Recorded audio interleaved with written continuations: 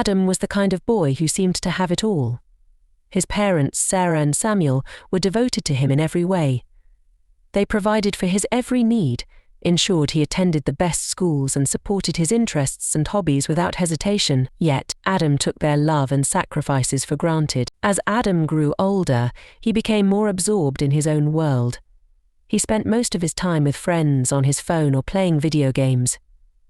He seldom spoke to his parents and often responded with irritation or disinterest when they tried to engage him. His parents' attempts to connect with him were met with indifference, and their concerns were brushed off as overprotectiveness. Sarah and Samuel noticed the growing distance between them and their son, but they never stopped caring. They continued to show their love through small acts of kindness, packing his favorite lunch, waiting up late for him when he was out, and always being ready to listen, even when Adam didn't feel like talking. One day, Adam was out with his friends when he received a call from his father. It was a simple request. "Adam, can you come home early today? We need to discuss something important." Adam, irritated by the interruption, replied curtly, "Not now, Dad.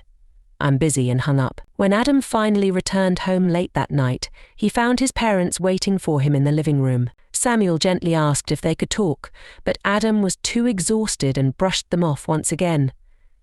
He retreated to his room without a second thought, unaware of the worried looks exchanged between his parents. A few days later, Adam was at school when he was called to the principal's office.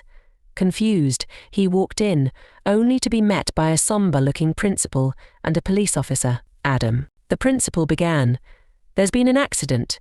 Your parents were involved in a car crash. They're in the hospital, and it's serious." Adam felt like the ground had been pulled out from under him. A cold fear gripped his heart as he rushed to the hospital. He realized for the first time how much he had taken his parents for granted. All those moments he had dismissed them. All the times he had chosen friends over family, they all came rushing back, filling him with a deep sense of guilt and regret. At the hospital, Adam found his parents in critical condition. His mother was unconscious, and his father had multiple injuries. The doctors informed him that it was touch and go, and that the next 24 hours were crucial. Adam sat by their bedside, holding their hands, feeling utterly helpless. As he sat there, memories flooded his mind: his mother's smile when he won his first award at school, his father's reassuring words when he was nervous about a big exam, the warmth of their hugs, and the love that had always surrounded him, even when he didn't see it. Tears welled up in Adam's eyes as he whispered, "I'm so sorry, Mum, Dad. I've been so blind, so selfish. Please don't leave me. I need you. I love you." Hours passed, and eventually, his mother began to stir. Adam watched in relief as she slowly opened her eyes. His father, too, began to show signs of recovery. Though they were still weak, they both looked at Adam with the same love and concern they had always had. In that moment, Adam realized how truly fortunate he was to have his parents. He made a silent promise to himself that he would never take them for granted again. He would show them the love and respect they deserved, every single day. As weeks went by and his parents slowly recovered, Adam kept his promise. He spent more time with them, shared his life with them, and listened to their stories and advice. He helped his mother around the house and joined his father for walks. The bond between them grew stronger, and Adam found a new kind of happiness in the simple moments he shared with his parents.